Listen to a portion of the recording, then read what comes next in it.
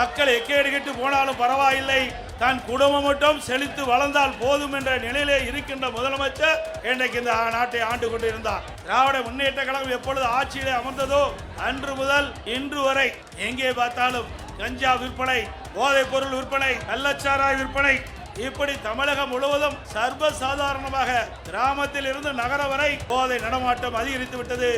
இதை பற்றியெல்லாம் கவலைப்படாத முதலமைச்சர், பொம்மை முதலமைச்சர், ராணியற்ற முதலமைச்சர், திறமையற்ற முதலமைச்சர் திரு ஸ்டாலின் அவர்கள்.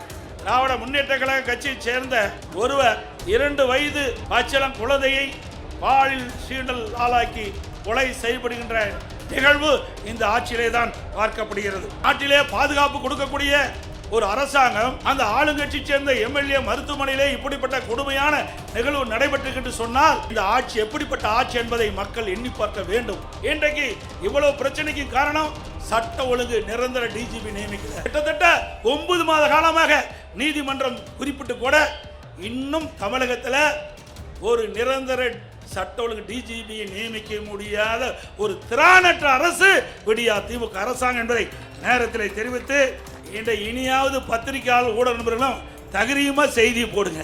இத்தனை நாள் பயந்து இருந்தது போதும். நிம்மதி property management. Contact 7667008800. Dravida Munnetra Kazhagam ஆட்சி பொறுப்பேற்று 5 ஆண்டு காலம் ஆகிவிட்டது.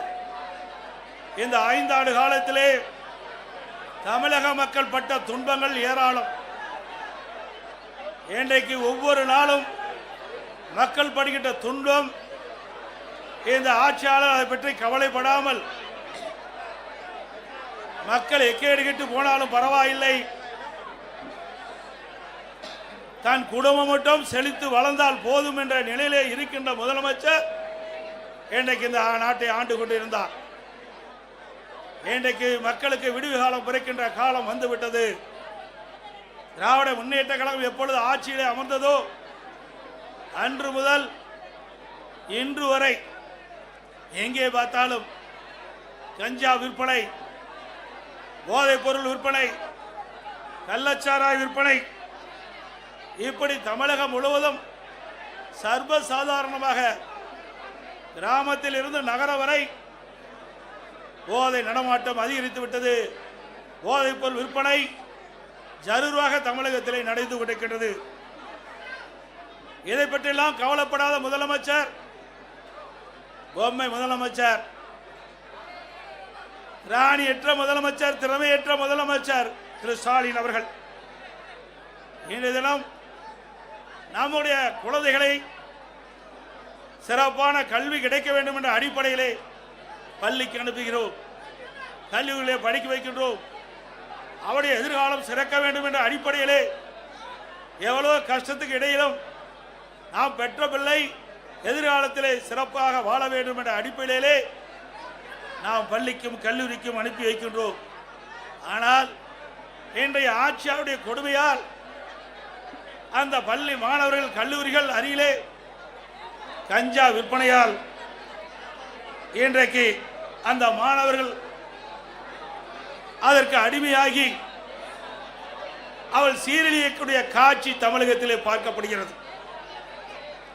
இன்றைக்கு பத்திரிகையில் ஊடகங்கள் வருகின்ற பெரும்பாலான செய்தி இன்றைக்கு மாணவர்கள், இளைஞர்கள், பொதுமக்கள் போதைப் பொருளுக்கு அடிமையாகி சீரழியக்கூடிய காட்சியை அவ்வப்போது தொலைக்காட்சியிலும் பத்திரிகையிலும் பார்க்கக்கூடிய அவலங்களை கடந்த திராவிட முன்னேற்ற கழக ஆட்சியிலே பார்க்கப்படுகிறது.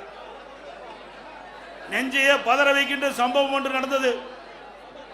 திருநெல்வேலியிலே 9ஆம் வகுப்பு படிக்கின்ற மாணவிகள் பள்ளியிலே மது அருந்தக்கூடிய காட்சி எவ்வளவு வேதனையாக ஒரு சம்பவம் என்பதை நாம் எண்ணி பார்க்க வேண்டும். நம்முடைய குழந்தையுடைய எதிர்காலத்திற்காக பள்ளிக்கு அனுமதிக்கின்றோம். ஆனால் இந்த விடியா திமுக ஆட்சியிலே படிக்கிற காலத்திலே பள்ளியிலே மாணவிகள் மது அருந்துகின்ற காட்சி பத்திரிகையில் ஊடகத்தில் வருகின்றது. ஒரு வேதனையான சம்பவம். அதை பற்றியெல்லாம் இந்த அப்பா ஸ்டாலின் கவலைப்படுவதாக தெரியவில்லை. இன்றைக்கு தமிழகத்தில் உளவுத்துறை இருக்கின்றதா என்று மக்கள் கேட்கின்ற நிலைக்கு உளவுத்துறையுடைய செயல்பாடு செயலிழந்து இருக்கின்றது. இப்படிப்பட்ட சம்பவங்கள் நடைபெறுகின்ற பொழுது, போதைப்பொருள் விற்பனை அதிகரிக்கின்ற பொழுது அரசுக்கு உரிய முறையிலே தெரிவித்து அந்த உளவுத்துறை செயல்பட்டு இருக்க வேண்டும். ஆனால் தமிழகத்தில் இருக்கின்ற உளவுத்துறை திரு கருணாநிதி குடும்பத்திற்கு, ஸ்டாலின் குடும்பத்திற்கு ஏவல் செய்கின்ற உளவுத்துறையாகத்தான் பார்க்கப்படுகிறது. இன்றைக்கு போதை ஆசாமிகள் அவர்களை பிடிக்க செல்கின்ற காவலர்களை கண்மூடித்தனமாக தாக்கின்றார்கள். காவலருக்கே இந்த ஆட்சியில் பாதுகாப்பு இல்லாத ஒரு சூழ்நிலை விடியா திமுக ஆட்சியில் தான் பார்க்கப்படுகிறது. சில இடத்திலே அந்த போதை ஆசாமிகளால் கைது செய்ய முற்படுகின்ற பொழுது கத்தி காட்டி காவலர்களை மிரட்டுகின்ற காட்சி நாம் பத்திரிகையிலும் ஊடகத்திலும் பார்க்கக்கூடிய அவலநிலை தமிழகத்தில் இன்றைக்கு நிலவிக் கொண்டிருக்கின்றது. இன்றைக்கு பயிரை காப்பது வேலி, மக்களை காப்பது காவல்துறை.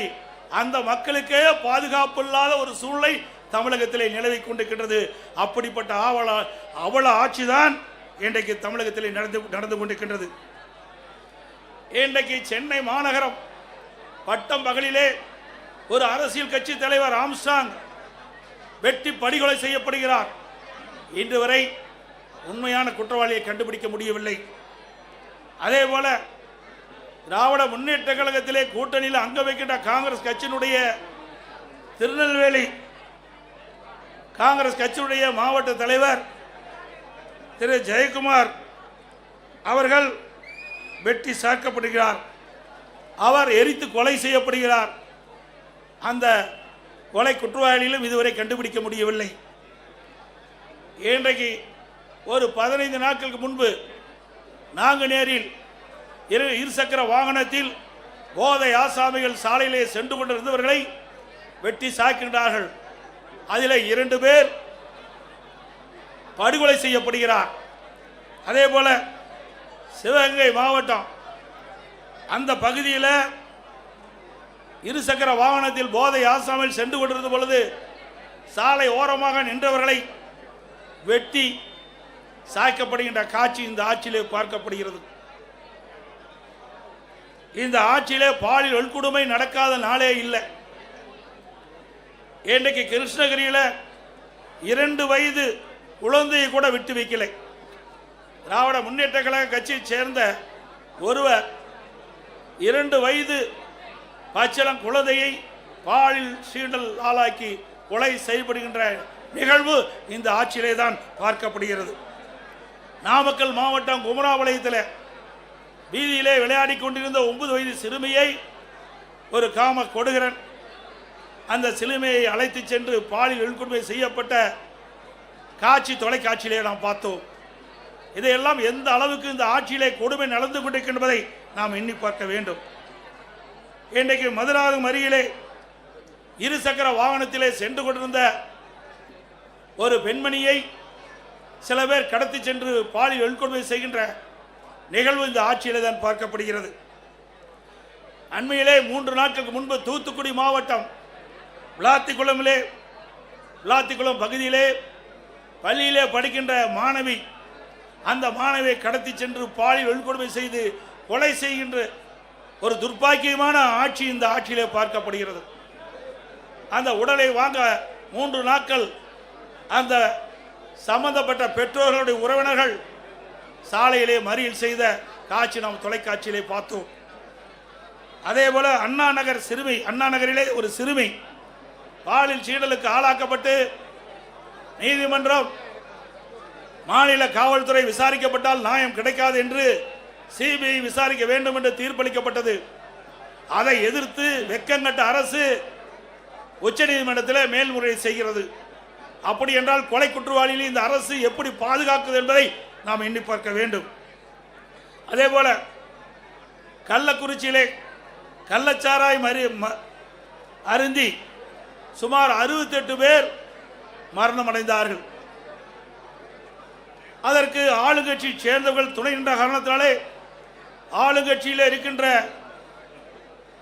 அந்த நபர்கள் தப்பித்து விடக்கூடாது என்பதற்காக மாநில காவல்துறை விசாரிக்கப்பட்டால் நியாயம் கிடைக்காது என்ற அடிப்படையிலே அனைத்து இந்திய அண்ணா திராவிட முன்னேற்ற கழகம் உயர்நீதிமன்றத்திலே இந்த வழக்கை சிபிஐ விசாரிக்க வேண்டும் என்று வழக்கு தொடர்ந்து நீதிமன்றம் சிபிஐ விசாரிக்கலாம் என்று தீர்ப்பளிக்கப்பட்டது.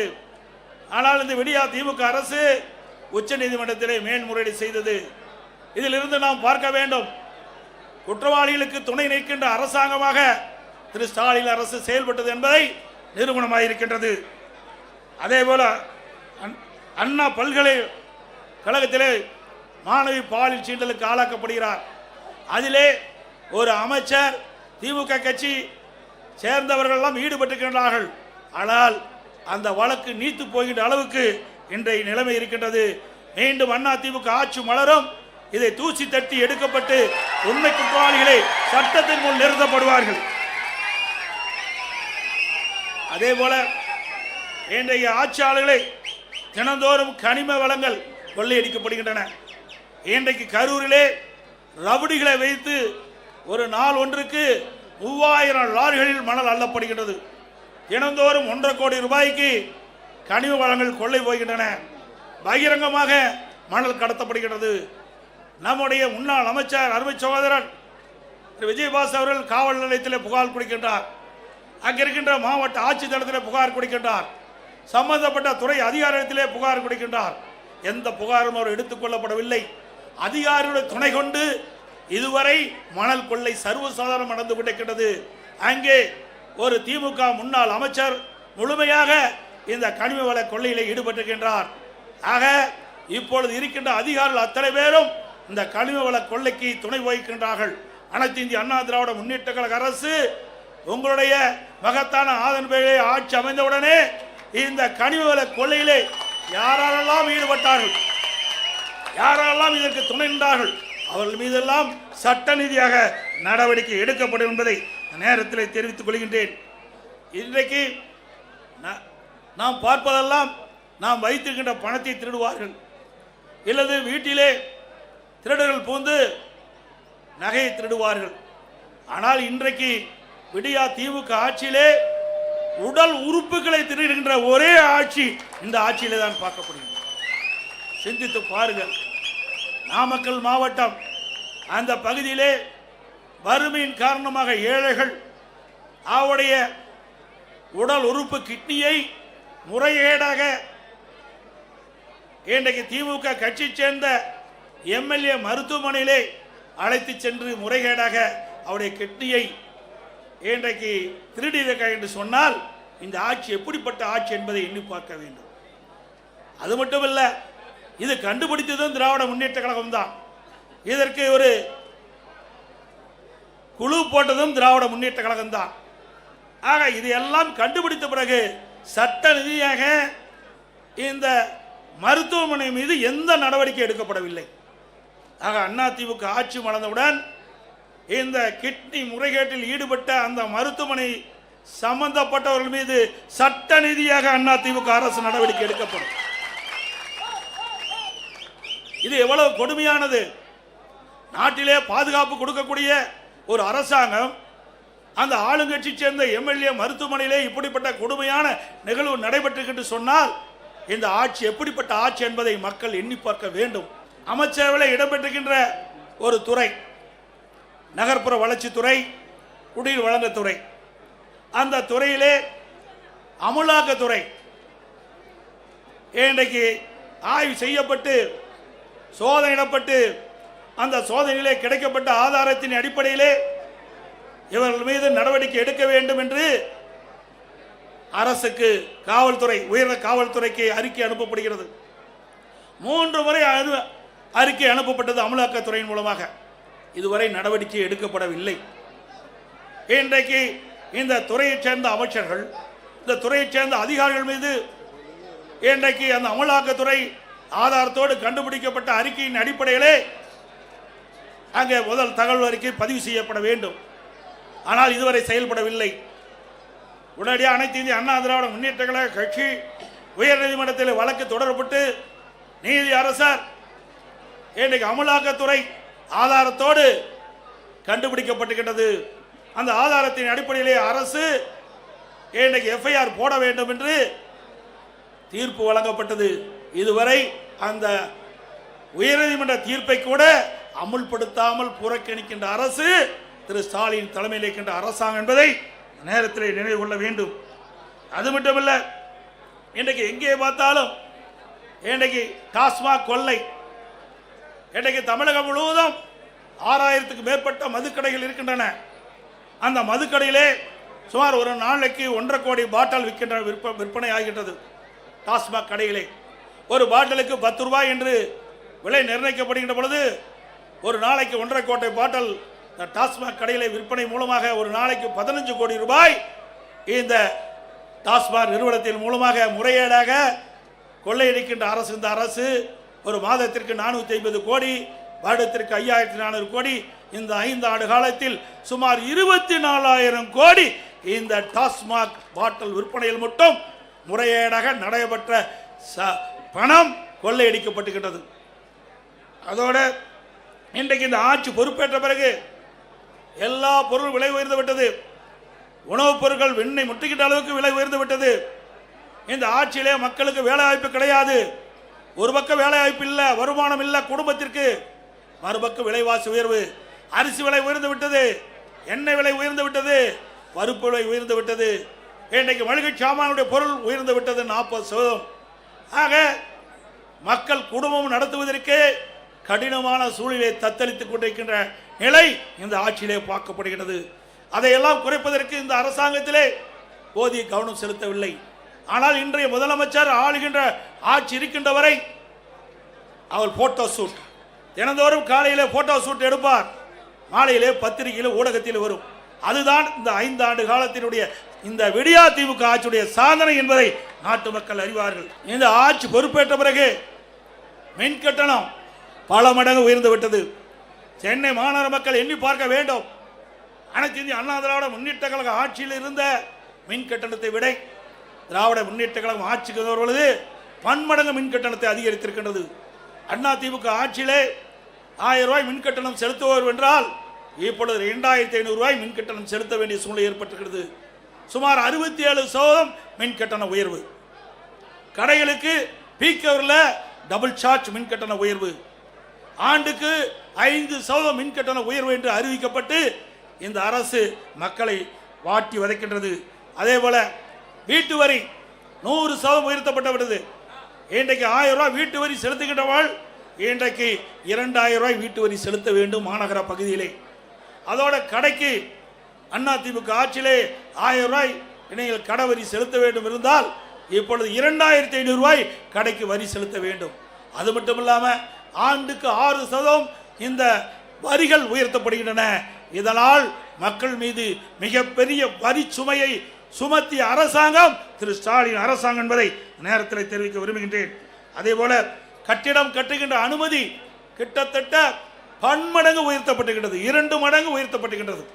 1000 சதுரடி கட்ட வேண்டும் என்று சொன்னால் அண்ணா திமுக ஆட்சியில் இருந்தது விட இப்பொழுது இருக்கின்ற விடியா திமுக ஆட்சியில் பிளான் அப்ரூவ்டுக்கு மாநகராட்சி பகுதியில் 3 மடங்கு அதிக கட்டணம் வசூல் செய்யப்படுகிறது. அதே போல கட்டுமான பொருட்கள் சிந்திக்க வேண்டும், கடுமையாக உயர்ந்து விட்டது. திராவிட முன்னேற்ற கழக தேர்தல் அறிக்கையிலே குறிப்பிட்டிருந்தார்கள், கட்டுமான பொருட்கள் விலை ஏறுகின்ற பொழுது அதை அத்தியாவசிய பட்டியலிலே சேர்க்கப்பட்டு விலை கட்டுப்பாட்டுகள் கொண்டு வரப்படும் என்று நான் சட்டமன்றத்திலே இன்றைக்கு அந்த துறையுடைய அமைச்சரை கேட்டேன். நீங்கள் இப்பொழுது கட்டுமான பொருட்கள் விலை உயர்ந்து விட்டது, நீங்கள் கூறியவாறு நீங்கள் அறிவித்தவாறு கட்டுமான பொருட்கள் விலை உயர்கின்ற பொழுது தேர்தல் அறிக்கையிலே குறிப்பிட்டீர்களே அத்தியாவசிய பட்டியலில் இதை சேர்க்க வேண்டும் என்று குறிப்பிட்டேன். பதிலே இல்லை. இன்னைக்கு சிந்தித்து பார்க்க வேண்டும். கட்டுமான பொருட்கள் கட்டுக்கடங்காத விலையாக உயர்ந்து விட்டது. கம்பி டன் 40,000 ரூபாய்க்கு அண்ணா திமுக ஆட்சி, இன்னைக்கு 60,000 ரூபாய்க்கு விற்கிது. சிமெண்ட் ஒரு மூட்டை அண்ணா திமுக ஆட்சியில் 240, இன்னைக்கு 340 ரூபா. அதுபோல் எம்சாண்ட் 3000 ரூபாய்க்கு விற்ற எம்சாண்ட் 5500 ரூபா. ஜல்லி ஒரு யூனிட் 2000 ரூபாய்க்கு விற்றது, இன்றைய தினம் 6000 ரூபாய்க்கு விற்கிறது. இப்படி பன்மடங்கு கட்டுமான பொருட்களுடைய விலை உயர்ந்தனால கட்டுமான தொழில் கடுமையாக பாதிக்கப்பட்டது. லட்சக்கணக்கான தொழிலாளர்கள் பாதிக்கப்பட்டார்கள். இன்றைக்கு வீடு கட்டுகின்றவர்கள் மிகுந்த வேதனைக்கு உட்பட்ட நிலை இன்றைக்கு உருவாக்குகிறது. அது மட்டுமல்ல, ஸ்டாலின் எப்பொழுது பார்த்தாலும் சொல்கிறார், இந்தியாவிலேயே முதல் மாநிலம் தமிழ்நாடு என்று சொல்கிறார். எதில் முதல் மாநிலம்? கடன் வாங்குவதிலே முதல் மாநிலம் தமிழ்நாடு. அத்தனை பேரு கடன்காரனா ஆக்குனது திமுக ஆட்சியில, மறந்துவிடக் கூடாது. இந்த கடனெல்லாம் நாம் தாம் அடைக்க வேண்டிய சூழ்நிலைக்கு தள்ளப்பட்டிருக்கும் என்பதையும் எண்ணி பார்க்க வேண்டும். அதோடு இன்றைக்கு திராவிட முன்னேற்ற கழக ஆட்சி அமைந்த பிறகு 2026 மொத்த கொலைகள் 110 கொலைகள் இந்த ஆண்டு மட்டும் நடந்திருக்குது. பிப்ரவரி 2026 மொத்த கொலைகள் எண்ணிக்கை 84, மார்ச் 17 எண்ணிக்கை 52. கடந்த 75 நாட்களில் நடந்த மொத்த கொலை எண்ணிக்கை 246 கொலைகள் நடக்குது. கொலைகள் நடக்காத நாளே இல்லை. இந்த ஆட்சி பொறுப்பேற்றது மக்களுக்கு பாதுகாப்பு இல்லை, இன்றைக்கு சிறுமிகளுக்கு பாதுகாப்பு இல்லை, பெண்களுக்கு பாதுகாப்பு இல்லை, ஒட்டுமொத்த தமிழ்நாட்டு மக்களுக்கே பாதுகாப்பு இல்லாத ஒரு சூழ்நிலை நிறைந்த மாநிலம் தமிழ்நாடு. இன்றைக்கு கடந்த ஒரு இடத்தில் நடந்த கொலைகள் எண்ணிக்கை மட்டும் 1408. இதை அதிகாரிகளை வைத்து இன்றைக்கு பேட்டி கொடுக்குறாங்க. ஏன் ஆட்சியாளர்கள் பேட்டி கொடுக்க முன் வரல? ஏன்னா அவ்வளவு பிரச்சனை இந்த ஆட்சியில் இருக்கின்ற காரணத்தினால அவர்களால் முன் வந்து இந்த செய்தியை மக்களிடத்தில் தைரியமாக சொல்ல முடியாத ஒரு அவல ஆட்சி திமுக பார்க்கப்படுகிறது என்பது நேரத்தில் தெரிவிக்க விரும்புகின்றேன். அது மட்டுமல்ல, இன்றைக்கு லாக்அப் மரணம் சிந்திச்சு பாருங்க. சிவகங்கை மாவட்டம் கோயில் காவலாளி அஜித்குமார் ஒரு திருட்டு வழக்கில் வேண்டுமென்றே திட்டமிட்டு அவர் மீது வழக்கு பதிவு செய்யப்பட்டு அவர் கஸ்டடியிலே கொலை செய்யப்பட்டுகின்ற நிகழ்வு இந்த ஆட்சியிலே பார்க்கப்படுகிறது. ஆகாஷ் லாக்அப் மாறணும். அவர்களும் இன்றைய நிலையில் இந்த ஆட்சியாளர் கொடுமையால் இன்றைக்கு அந்த உயிரை நாம் இழந்திருக்கின்றோம். இன்றைக்கு திராவிட முன்னேற்ற கழகம் 2021 சட்டமன்ற பொதுத் தேர்தலில் சுமார் 525 அறிவிப்புகள் வெளியிட்டாங்க. 1% அறிவிப்புகள் கூட 1/4 அறிவிப்பு கூட இதுவரைக்கும் நிறைவேற்றப்படவில்லை. அத்தனையும் பொய். இன்றைக்கு ஸ்டாலின் சட்டமன்றத்திலும் இன்றைக்கு ஊடகத்திலும் அவர் பேசுகின்ற பொழுது, கருத்துக்களை சொல்லுகின்ற பொழுது, திராவிட முன்னேற்ற கழகம் 98% அறிவிப்புகள் நிறைவேற்றப்பட்டதாக ஒரு பச்சை பொய்யை இன்னைக்கு மக்களிடத்திலே சொல்லிக் கொண்டிருக்கின்றார். அத்தனையும் பொய். மக்கள் புரிந்து கொண்டார்கள். இந்த ஆட்சியை விரட்டி அடிக்க மக்கள் முன் வந்து விட்டார்கள். இன்றைக்கு கொடுக்கப்பட்ட வாக்குறுதியை நிறைவேற்றாத காரணத்தினாலே அரசு ஊழியர்கள் வீதியிலே வந்து போராடக்கூடிய சூழ்நிலைக்கு தள்ளப்பட்டார்கள். அதே போல தூய்மை பணியாளர்கள் எப்படி கொடுமைப்படுத்தினார்கள் இந்த ஆட்சியிலே என்பது அத்தனை பேருக்கும் தெரியும். ஊடகத்திலும் பத்திரிகையிலும் பார்த்தோம். அப்படி தூய்மை பணியாளர்களையும் கொடுமைப்படுத்திய அரசாங்கம் விடியா திமுக அரசும். அதே போல கொடுக்கப்பட்ட வாக்குறுதியை நிறைவேற்ற வேண்டும் என்று பகுதி நேர ஆசிரியர்கள், சத்துணவு அமைப்பாளர்கள் வீதியிலே வந்து போராடுகின்ற நிலை இந்த ஆட்சியிலே பார்க்கப்பட்டது என்ற செய்தி இந்த நேரத்தில் தெரிவித்து, இன்றைக்கு இவ்வளவு பிரச்சனைக்கு காரணம் சட்ட ஒழுங்கு நிரந்தர டிஜிபி நியமிக்கல. கிட்டத்தட்ட 9 மாத காலமாக நீதிமன்றம் குறிப்பிட்டு கூட இன்னும் தமிழகத்தில் ஒரு நிரந்தர சட்ட ஒழுங்கு டிஜிபியை நியமிக்க முடியாத ஒரு திராணற்ற அரசு விடியா திமுக அரசாங்கம் என்பதை நேரத்தில் தெரிவித்து, இனியாவது பத்திரிகையாளர் ஊடக நண்பர்களும் தகுதியுமா செய்தி போடுங்க. இத்தனை நாள் பயந்து இருந்தது போதும்.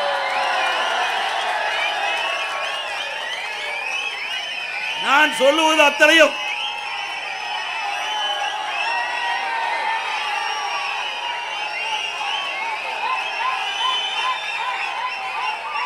நான் இதுவரைக்கும் சொன்ன செய்திகள் அத்தனையும் பத்திரிகையிலும் ஊடகத்திலும் வந்தவை, நாங்களாக தெரிவித்து சொல்லவில்லை.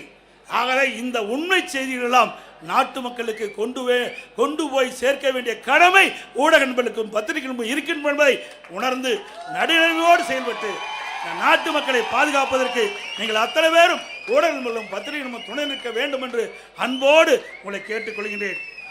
மக்கள் ஒரு ஆட்சி அகற்றப்பட வேண்டும். குடும்ப ஆட்சிக்கு முற்றுப்புள்ளி வைக்கின்ற தேர்தல் இந்த தேர்தல். ஊழல் விளம்பரம் மட்டும் செய்த திமுக ஆட்சியின் ஆட்டம் கடந்த 15ஆம் தேதியோடு முடிவு கட்டப்பட்டு விட்டது. தமிழ்நாட்டிற்கு இன்னைக்கு வசந்த காலம் ஆரம்பிக்கப்பட்டு விட்டது. பெண்களுக்கு பாதுகாப்பான ஆட்சி விரைவிலே மக்களால் கொடுக்கப்படுகிறார். இளைய சமுதாயத்திற்கு ஒளிமயமான எதிர்காலம் காத்துக் கொண்டிருக்கின்றது. மே மாதம் ஆட்சிக்கு வருவோம், நல்ல ஆட்சி அமைப்போம். நடைபெறவுள்ள சட்டமன்ற பொதுத் தேர்தலில் நடைபெறவுள்ள சட்டமன்ற பொதுத் தேர்தலிலே அனைத்து இந்திய அண்ணா திராவிட முன்னேற்ற கழகம் தலைமை தாங்கியுள்ள தேசிய ஜனநாயக கூட்டணி அதிக இடங்களிலே வெற்றி பெற வேண்டும். அனைத்து இந்திய அண்ணா திராவிட முன்னேற்ற கழக வேட்பாளர் நிற்கின்ற தொகுதியிலே இரட்டை சின்னத்திலே வாக்களித்து வெற்றி பெற செய்யுங்கள். நம்முடைய தேசிய ஜனநாயக கூட்டணி சார்பாக போற்றுகின்ற வேட்பாளருக்கு அவருடைய சின்னத்திலே வாக்களித்து அவர்களை வெற்றி பெற செய்ய வேண்டுமாய் கேட்டு விடைபெறுகின்றேன். நன்றி, வணக்கம். இப்பொழுது ஆர்ப்பாட்டம் வாசிக்கப்படும். அதை திருப்பி நாம் ஒவ்வொருவரும் குறிப்பிட வேண்டும் என்று அன்போடு கேட்டுக்கிறேன். கண்டிக்கின்றோம் கண்டிக்கின்றோம் ஸ்டாலின் அரசை கண்டிக்கின்றோம். ஸ்டாலின் அரசை கண்டிக்கின்றோம். விடியா திமுக அரசை கண்டிக்கின்றோம் கண்டிக்கின்றோம் கண்டிக்கின்றோம் கண்டிக்கின்றோம். பொம்மை முதலமைச்சரை கண்டிக்கின்றோம் கண்டிக்கின்றோம். 8 திக்கும் போதைப் பொருட்கள் புழக்கம் கட்டுப்படுத்த முடியாத